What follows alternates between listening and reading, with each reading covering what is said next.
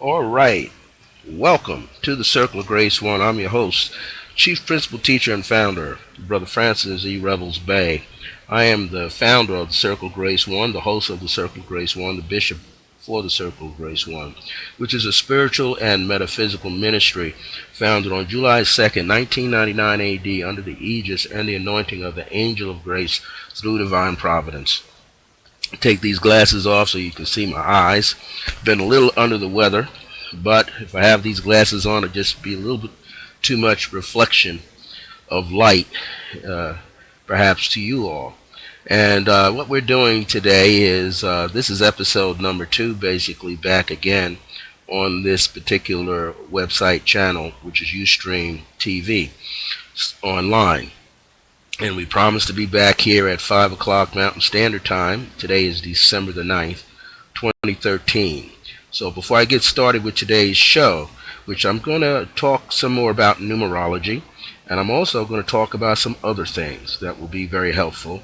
This show may run about 45 minutes, 30 minutes, I'm not sure. Spirit of divine source within myself will dictate that. I'm trying to work at clearing my throat. It's not quite clear yet, but I wanted to do this show. Well, my friends, through divine power and by divine grace, may all that you hear today be a blessing for you. May it help you get past any hurdles, get over those hurdles. May it help you resolve some of the issues that you might be going through. Maybe it also answers some of your questions about how to use numerology, how to use meditation, how to use affirmations, prayers, decrees, colors, whatever that Spirit is going to release to me to give to you today. And so it is, so that you shall feel more empowered, and so shall it be. Well, the Circle Grace 1 also has its own institute, which is the Circle of Divine Grace and Remembrance. And so I like to combine that name with the Circle of Grace 1 and tell you that the Circle of Grace 1 is the Circle of Divine Grace and Remembrance. It is a place online where you can receive information. For those of you who live out here in the Southwest in the state of New Mexico, where I now reside, here in the city of Albuquerque and in the suburb, maybe you've been to some of my Friday night sessions called An Evening with Brother Francis, where you go through a guided meditation. And after that guided meditation that I'm taking along with you, as well as carrying you through it with key words and phrases, that you receive what we call a spot reading on that moment, where you get this information for yourself. Also, there is an opportunity for you to receive some additional information. I just want to let people know that I'm on here. And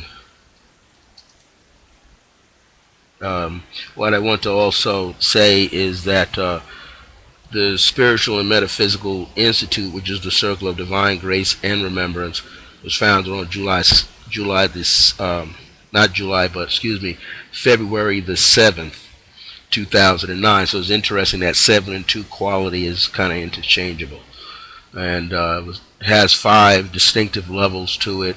What I've been doing right now is putting out that information in a wider format for people in a more interesting way, so people can come and get this information. And of course there are some fees involved, but it's an opportunity to receive the information nonetheless. What I'm also going to do is I'm planning a teleseminar to take place in the month maybe of January or February. And this teleseminar will be at the right price, we'll say, so that people can get more into meditation and actually experience a meditation live. Many people always want to have that opportunity to do that, and sometimes do not get that opportunity to do that. So I'm giving of myself so that you can receive this live meditation. And in fact, one of the things I'm going to talk briefly about today with numerology. And just before I do that, I should give you my contact information. You can simply always email me three different ways. First one, IAM, the letters IAM dot circle of grace with the number one at the end at yahoo.com, or IAM dot circle of grace one at gmail.com, or Bishop Francis, that's BISHOPFRANCIS at circle of grace with the number one at the end.net. Those are the three emails that you can use. I check them, excuse me, I check them quite often throughout the day. So you happen to email me at 5 in the morning, I'm going to find that email sooner or later.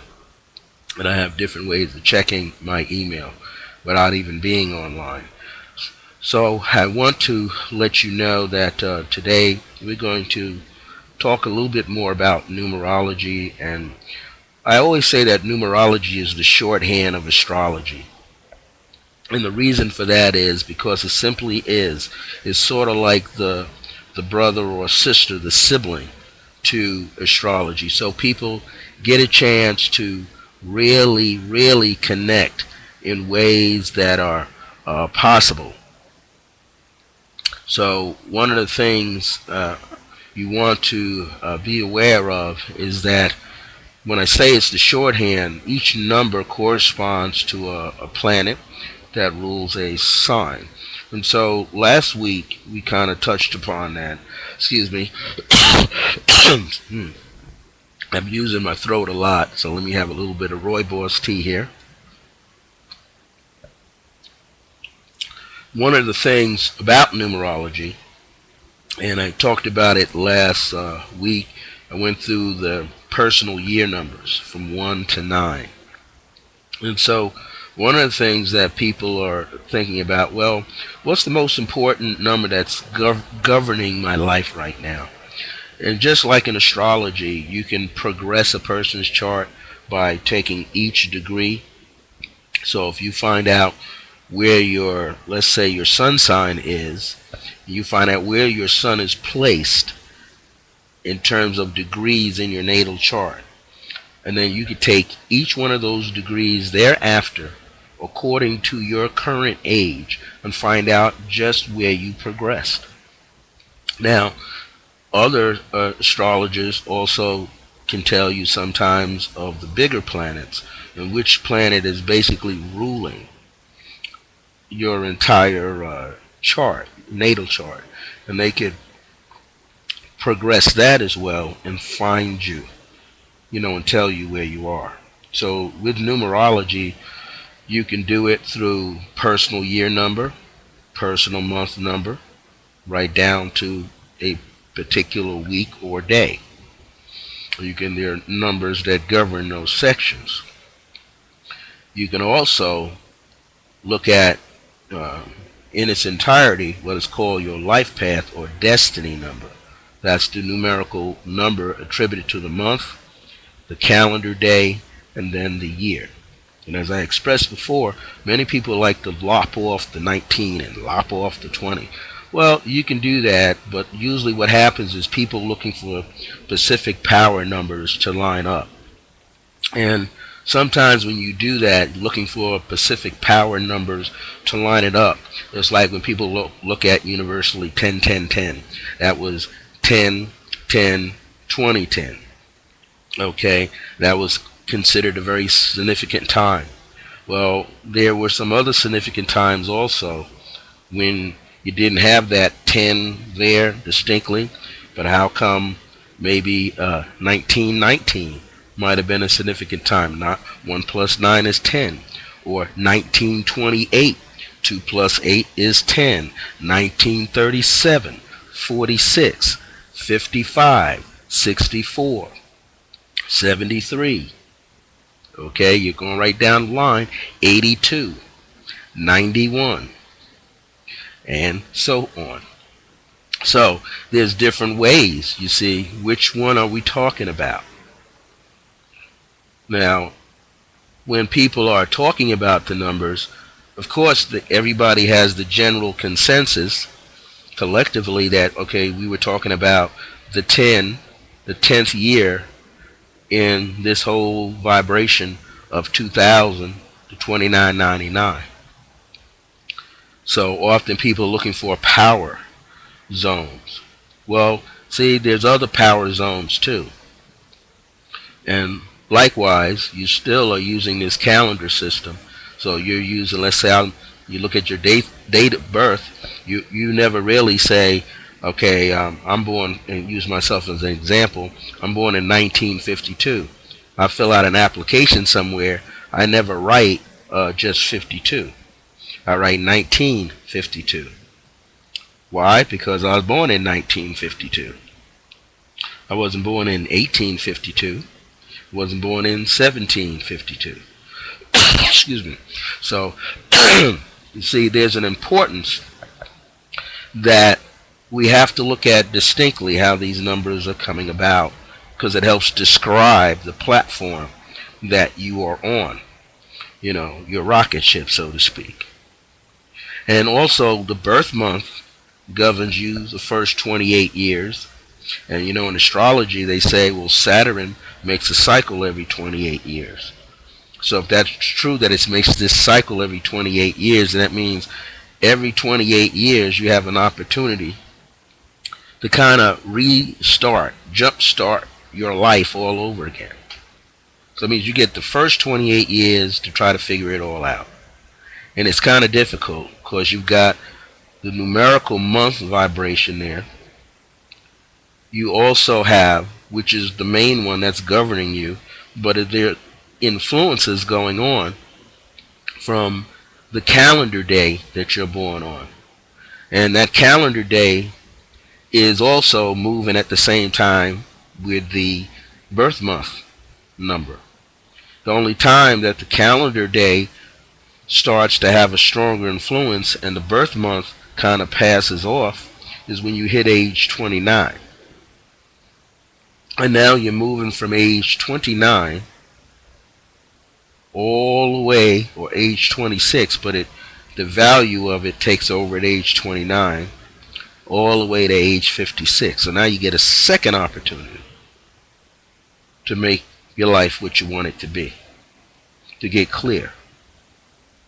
And when you hit age 56, then the birth month number kind of passes out of the picture. Now you're rolling on the wheels of your birth year.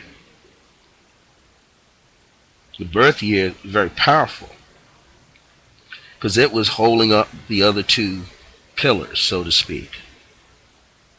So if you understand what I'm talking about here, you've got three distinctive periods. And this is why some people it's a treasure when they live and get a fourth cycle in. When they can get a fourth cycle in. So we say from age 56, 57 onward. So if you add, let's say, for instance, Nelson Mandela, who just passed, age 95, born in 1918, transition 2013. Look at how many times he's getting an opportunity to shift his life and make it better. From the time he's born to age 28, shifting to age 29, second cycle. Then he goes another 28 years, age 56 going into 57. That was his second cycle. So from 56 and add 28, that puts him what? 56 and 28 is age 84. So he stepped into his fourth cycle at age 84 and spent the last 11 years trying to make it better, to improve upon his life and improve upon the lives of others. So can you see all of these cycles are overlapping? And that's one of the points I wanted to bring out today about numerology. Numerology is showing you how these streams, these cycles are overlapping, and how they're like pillars or rungs of a ladder, and you're pulling yourself up to higher heights. Or it's like a bridge to get across to the other side in terms of what you're trying to do in your life, or what you're hoping to do with your life. That's one of the main points I wanted to bring out. So I'm just going to touch upon the numbers from 1 to 9 just briefly today. Really, really briefly. I might give you a few just keywords or some phrases. Now, this is again based on what cycle are you in. Now, the cycle meaning at this point of your life path or destiny number. The destiny or life path number is when you add all of the digits together. And it's important that you add them vertically. So think about just like in basic math. You've got the units column to the left, the tens column. You have the units column to the right. Then you have the tens column. Then you have the hundreds column. And you got the what? The 1000s column. So when you write that year in there, that year has got to cover 1000s, 100s, tens, and then what? The units. That's why you're adding vertically. So whether your child is born in 2000, or your child is born in 1900, or you're born in 1900, or your parents in 1900, or your great-grandparents, wherever they are, you got to use the entire 4 digits of the year. Then on top of that, write in the tens in the unit column, which is right over the last 2 digits of your year, of your birth year. That's where you place your calendar day number that you chose to come in at.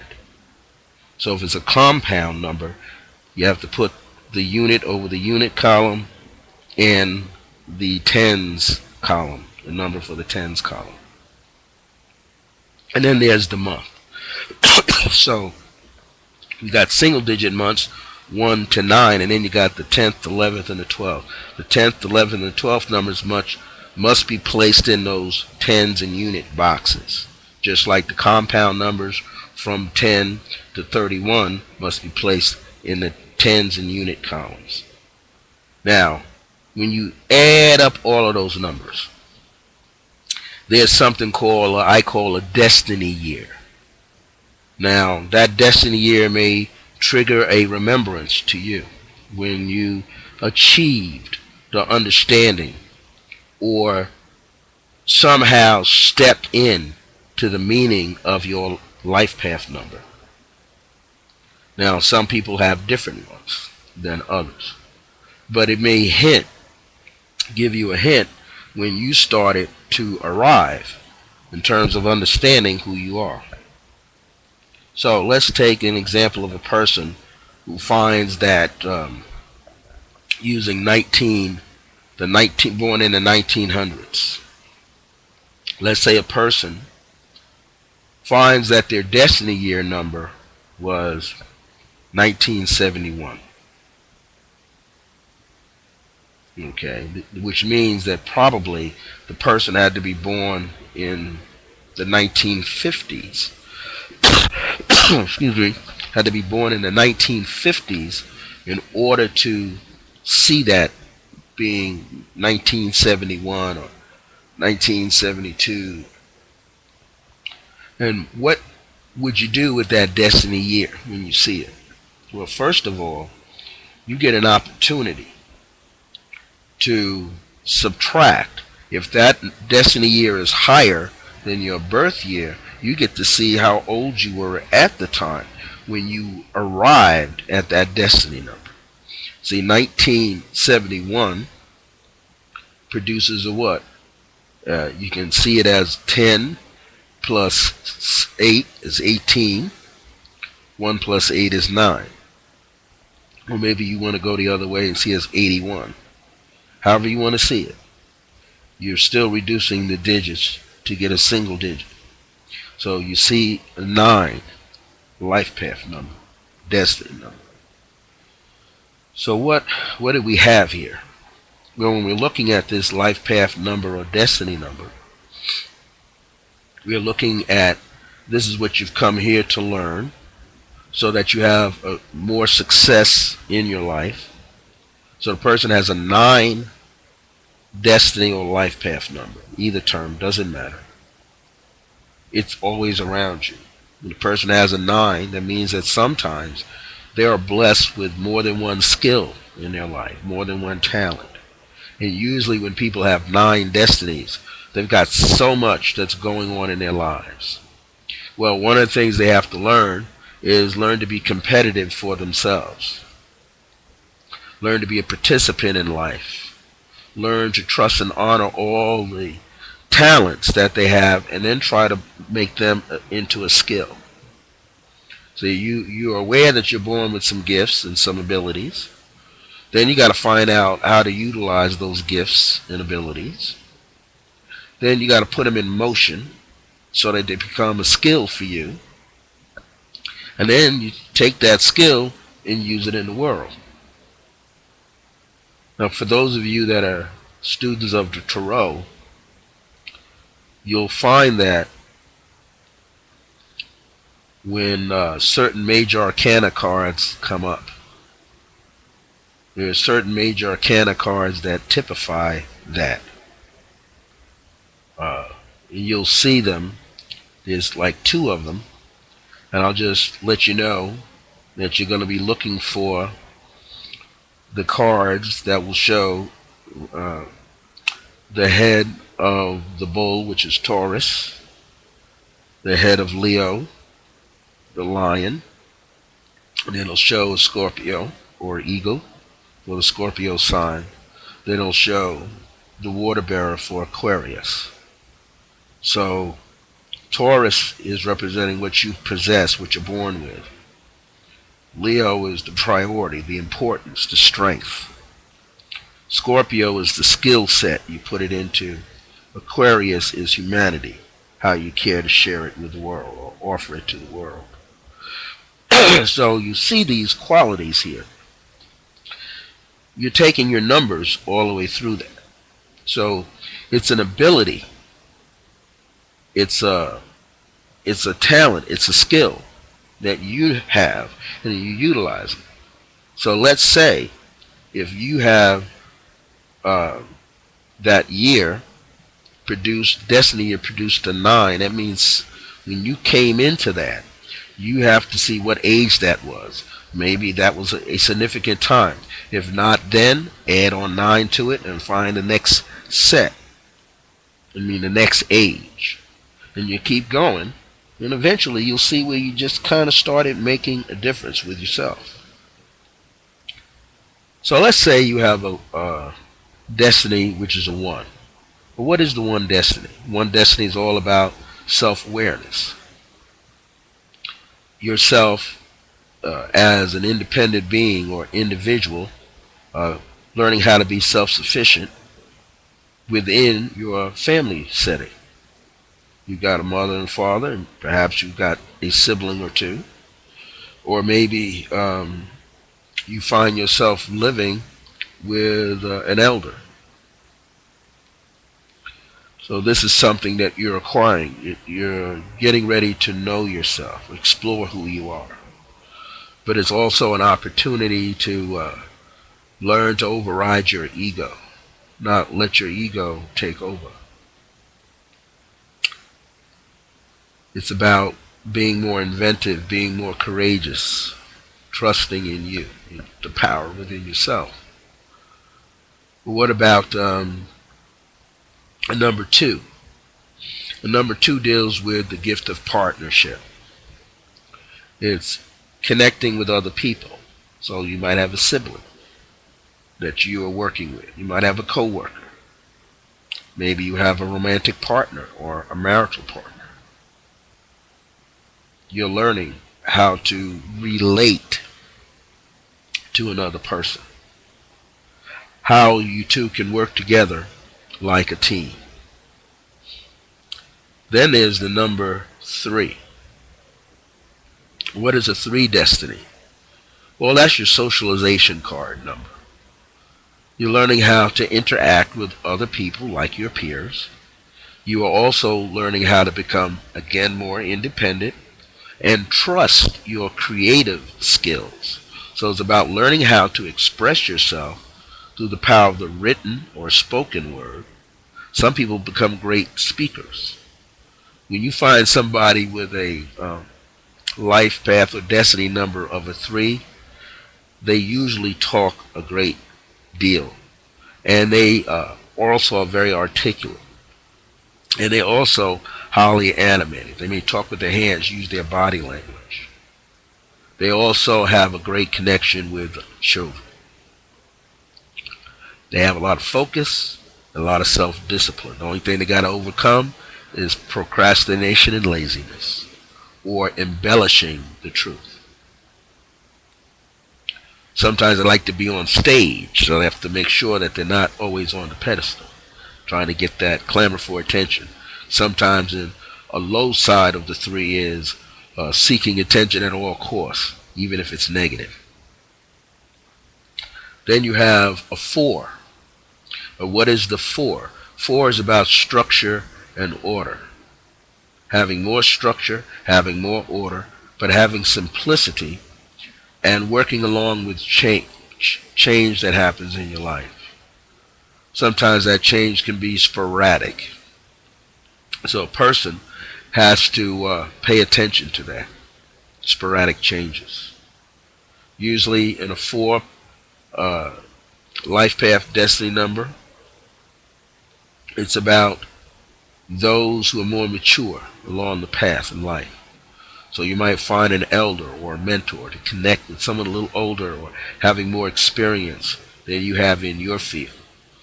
And it's about creating simplicity throughout your life, so you're not dealing with a lot of chaos and confusion.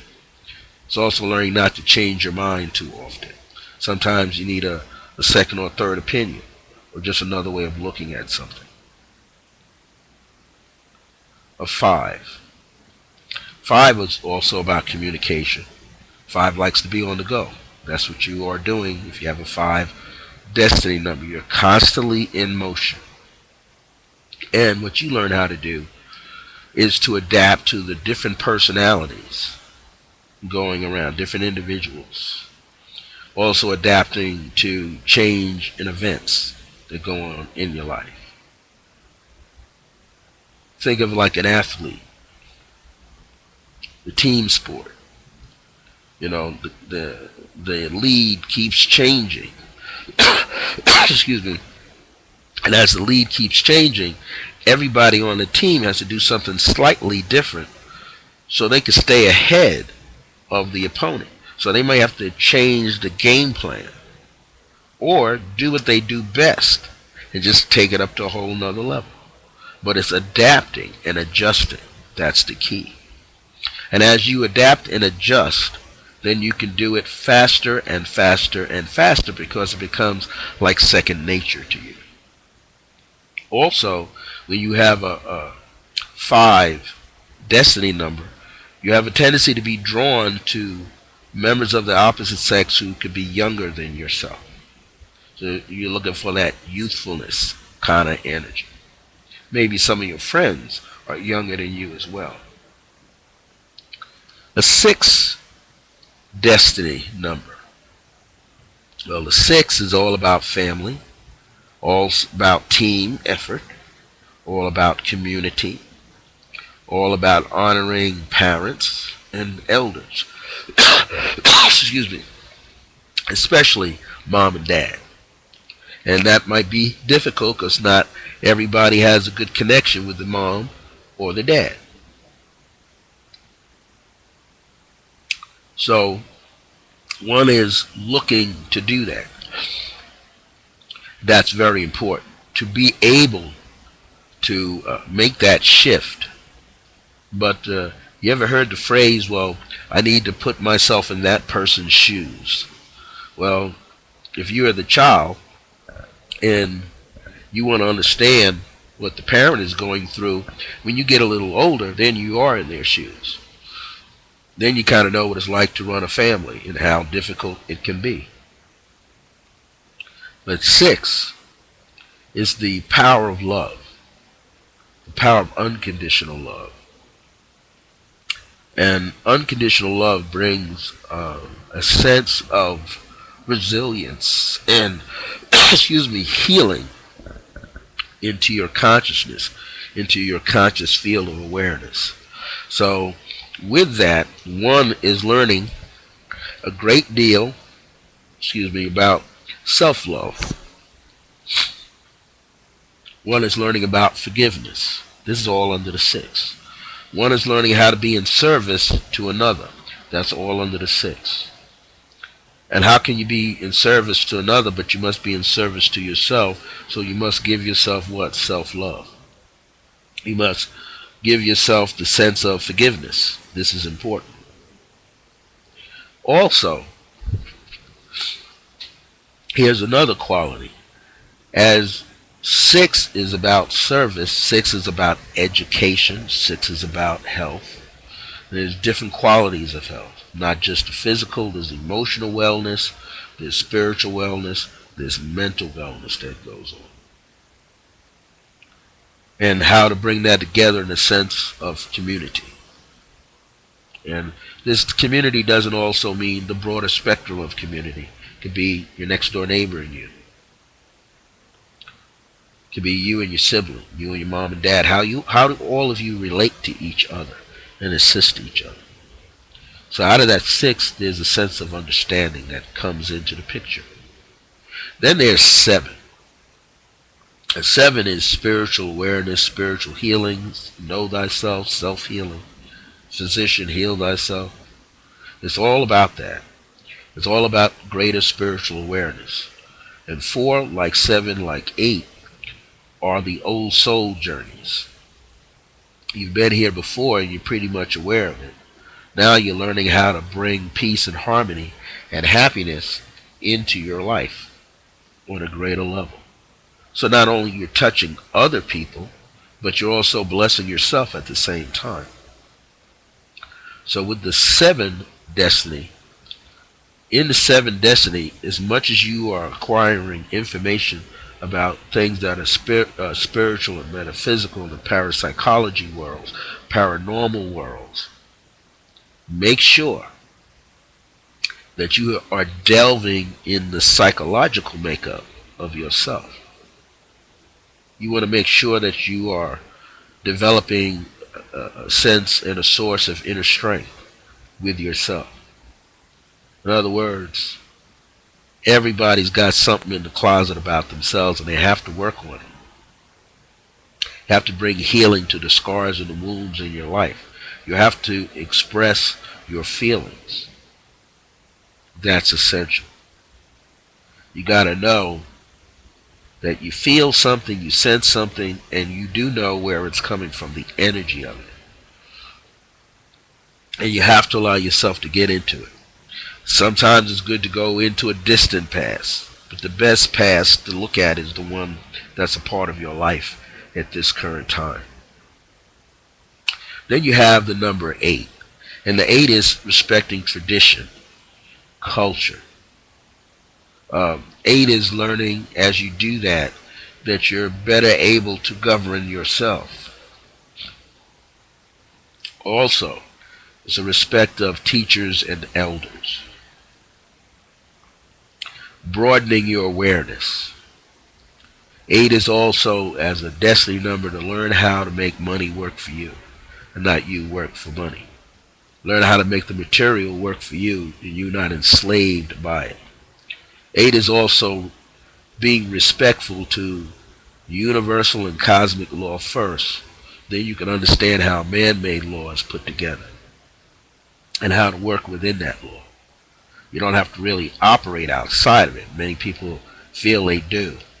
But usually what happens is sometimes it goes back to the nature of the one. And the nature of the one destiny is the person is clamoring for attention. And if a person is clamoring for attention, sometimes they get negative attention. It's not that someone is showering negative attention on them. They are calling for it for themselves. Why? Because they want to be recognized. They want to be seen. They want to be honored. They want to be respected. They want to be loved.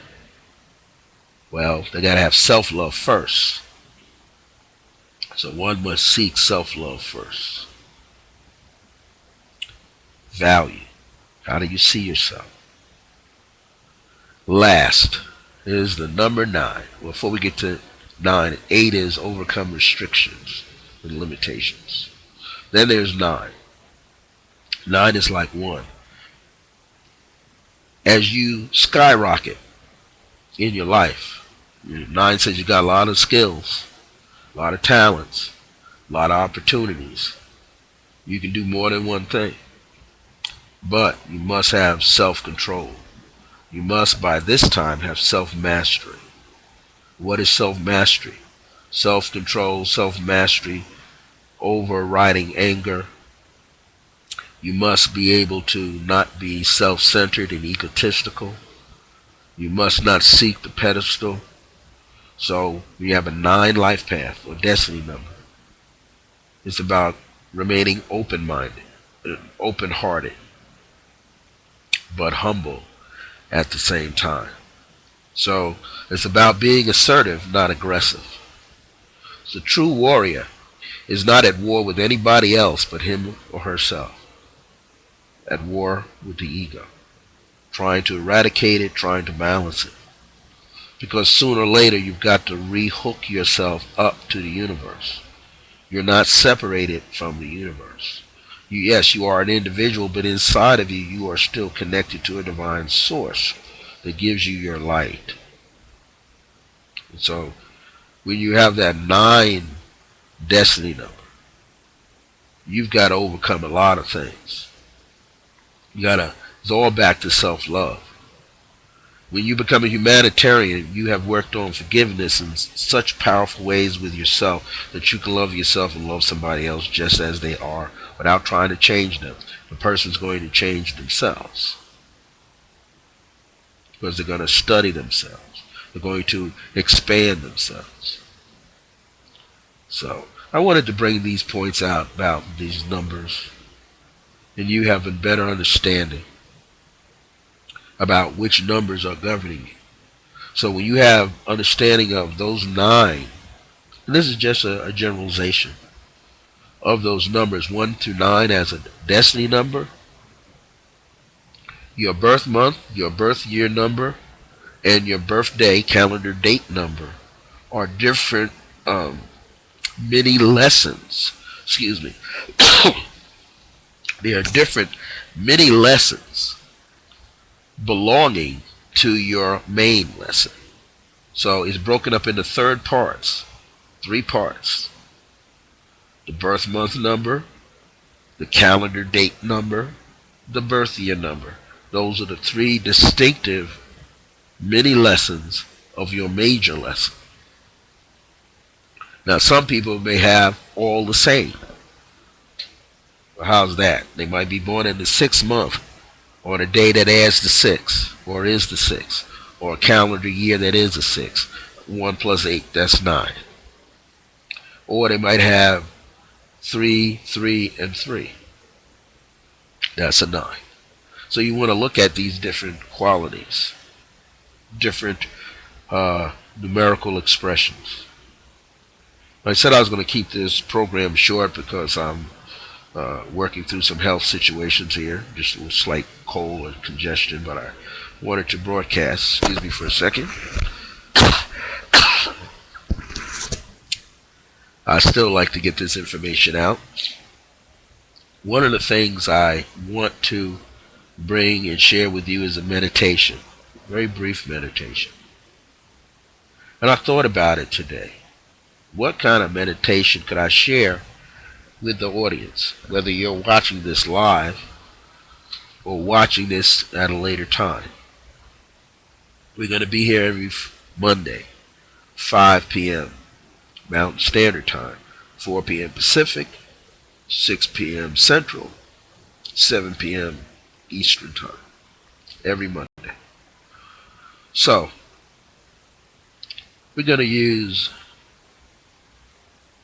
the violet flame. And all you basically have to do is see the flame right in front of you. I'm going to see it covering my entire face, throat, and lungs. And I'm going to inhale upon the flame. I want you to do the same. This violet flame will erase and balance difficulties in your path, soften them. Where there are jagged edges, it will round them out. Fire has always been used as a different form of purification, of making something stronger. So we want to make your life stronger. Make your mind stronger. Make your ability to sense stronger. Ability to hear, touch, taste, smell stronger. So just take a moment and feel the presence of the violet flame all around your body. In fact, on top of your body like clothing.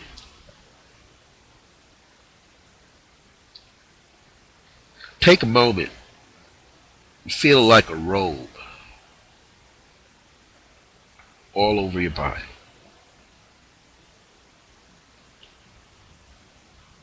Begin to absorb this light through the pores of your body.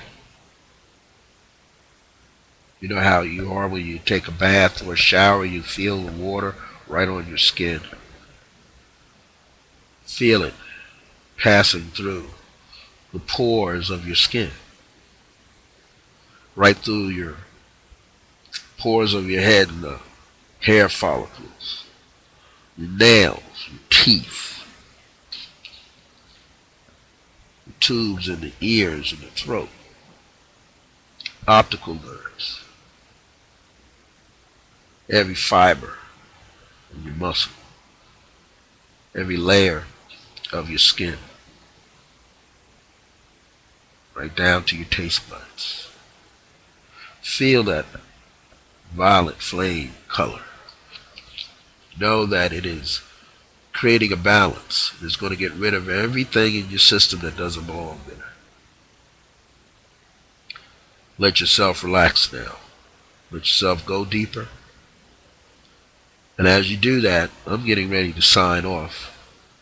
But I want to thank you for watching this show. Whether you're seeing it live or in its archive format. Circle of Grace 1 was founded on July 2nd, 1999 AD under the aegis and anointing of the Angel of Grace through divine providence, gave birth to its very own spiritual and metaphysical institute on February 7th, 2009. I'm the host, chief principal teacher, and founder, as well as the bishop, Brother Francis E. Revels-Bey. Well, until next time, remember that divine grace is a blessing, as we are alive and well in the age of remembrance. See you next week. I'll be here on December the 16th. Thinking of that 9. I'll be here on Monday, December the 16th at 5 p.m. Mountain Standard Time. Take care. God bless you. And see you real soon.